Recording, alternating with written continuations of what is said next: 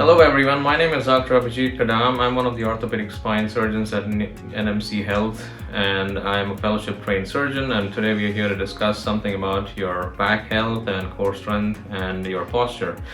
So 2020 has been a year of change for every one of us. As we all know, it's been a year where we lived through a pandemic. A lot of our lifestyles have changed. A lot of us have been required to work from home, and due to that we've been kind of working from home at our desks on our sofas, and we've kind of had a lot of people experiencing increased back pain. So back pain as such has been a pandemic within this new pandemic that we had last year. So what can we do about this? We just need to know what can we do to keep our backs healthy, keep our core strength and stability, and also to keep kind of a good posture and kind of try to do our best so we avoid straining our backs. So let me discuss something about what's back pain and what's the good pain and what's the bad pain. So back pain, as you may know, has a pretty common incidence, and about 80% of the population, the adult population in the United States, are at some point in their lives going to experience some kind of back pain.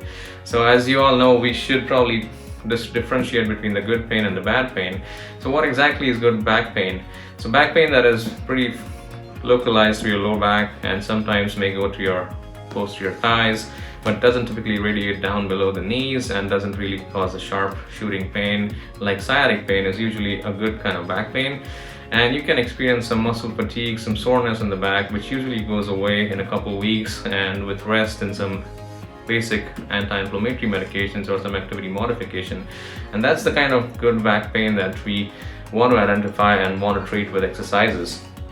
So once we know what a back pain is, let's focus on understanding our spine health and the importance of core stability and strength, and also focus on posture and ergonomics.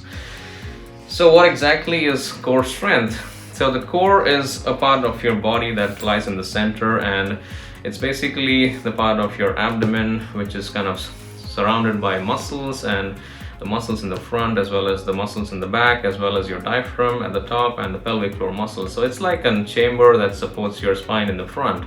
Before we go to kind of more discussion about the core, let's understand what exactly is the kinetic chain. So let's talk about the kinetic chain concept.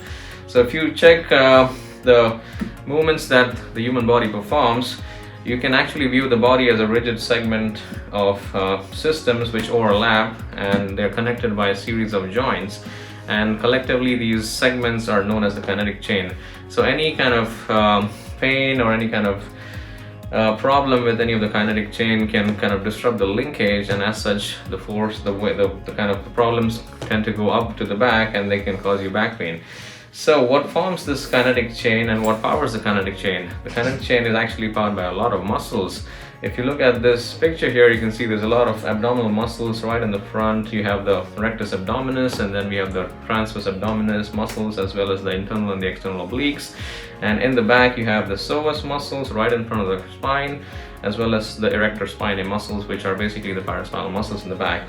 So this is just on the sides, and then you have the diaphragm, which is basically the respiration, the muscle that you use for your respiration, and the pelvic floor muscles of your abdominal cavity. So together they form a chamber that kind of encloses the spine, and we can consider this as a form of an internal brace. So many of you who've had back pain in the past may have tried some braces, and this is basically just a muscle kind of envelope around your spine that acts as an internal brace. So if you keep that layer of muscle healthy and strong, you're going to end up having less back muscle strain, and that can reduce your chances of having back pain. So let's talk about the core muscles. And again, as we discussed before, I just have a good illustration. You can see how the muscles move your spine and how synchronously they kind of cause your trunk to bend, extend, as well as rotate. So as you can see, if these muscles are strong, they can power your spine and keep the bones and the ligaments and everything in good alignment, and that itself can cause a kind of reduce the incidence of back strain. So how do we keep these core muscles strong? There are exercises that we can do, and exercises for the back can be kind of graded into three types. You can think about them as exercises for your flexibility, exercises to strengthen your back, and then there's aerobic exercises which you can just do to increase your endurance for the muscles. So let's focus on core strengthening exercises. So there's a lot of variations on what can be done and what encompasses the core muscles. But all in all, if you see at this diagram, it's mostly some combination of planks, some crunches, some lifts and pushes, and some postures like the cobra or the bird dog, which you can use to strengthen your muscles around the spine.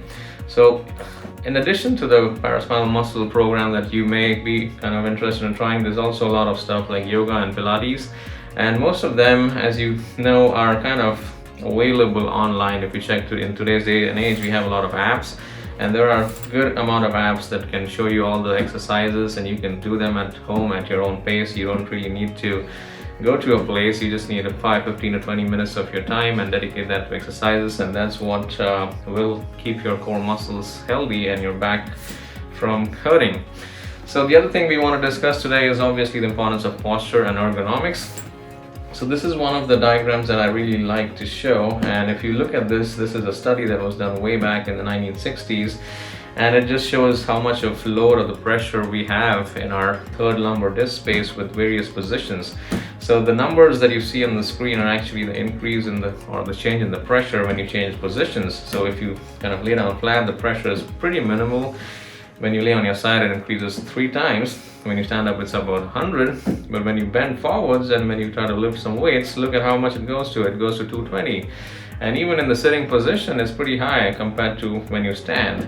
Or let's say bending forwards when you're sitting and trying to lift something up, that's pretty much the highest that you can see. So that's 275 in terms of the numbers, increase in the pressure in the disc, and that's really quite a bit of load. And you can imagine, with all the work that we've been doing sitting through the rest of the last year, most of us have had a lot of sitting jobs, and we're kind of straining our backs quite a bit and putting a lot of pressure on those disc spaces.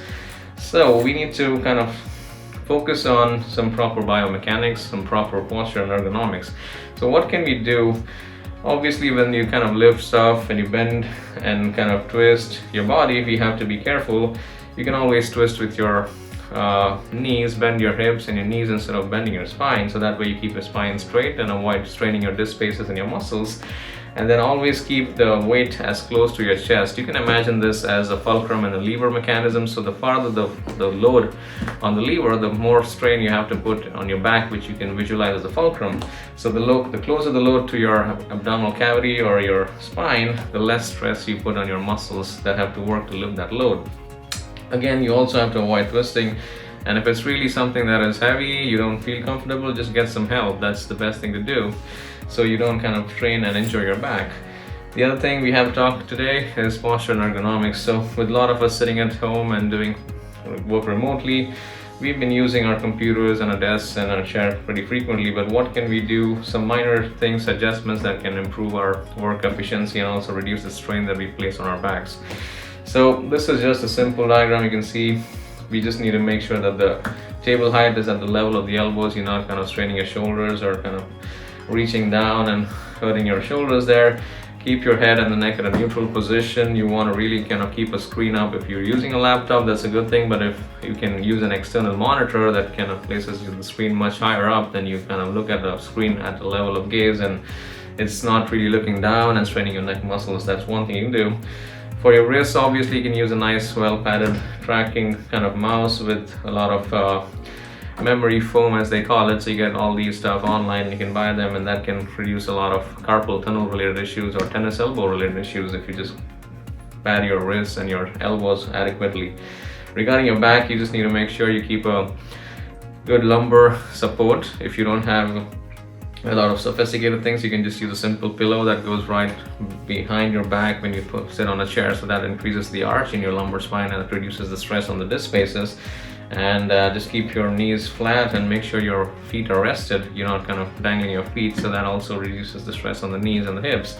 So these are just simple tips that I have in this diagram that shows you how to kind of improve your ergonomics at work and can reduce a lot of issues related to your back, your wrists, your elbows, all those minor things. So this is again an addition that you can probably make to your workplace. You can use a standing desk or variable desk, and that is the best thing because you can actually work while you're standing. And as we saw in that diagram before, when you're standing, you're actually placing less load and less stress on your back versus just sitting for a prolonged duration of time. If sitting is unavoidable, obviously we can all take some frequent breaks. Make sure you kind of take at least 2 or 3 minute breaks every couple hours. Make sure you stand up, make sure you take a few steps and pace yourself around, and then kind of go back to your work and sit again.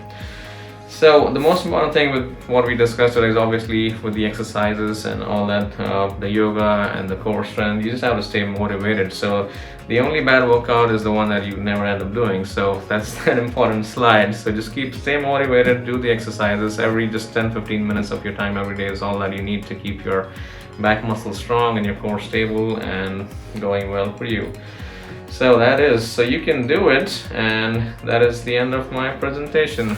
So thank you for listening to the presentation. This is Dr. Kadam at NMC Health, and if you have any questions, please feel free to call our office at NMC Orthopedics and Sports Specialist. And thank you again. Your health is our focus.